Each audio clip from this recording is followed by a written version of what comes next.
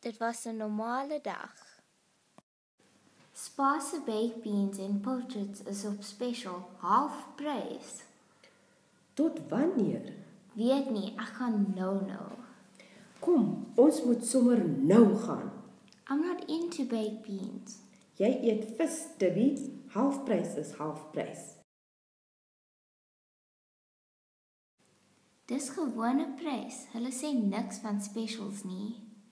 Die signs is seker nog nie op nie. Let's go.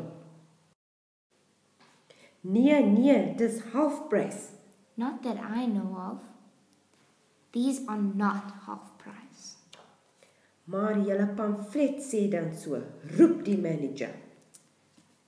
Lien wil eers in die aarde sink, maar dan onthou sy.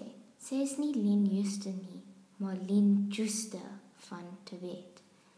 Julle pamflet sê halfprys en ons loop nie voordat julle dit vir ons vir 'n halwe prys gegee het nie. Ons het nie nou specials nie, maar give it to them half price and bring me the slips. Do it manually. Die bloody cheek. Is daar nog oor?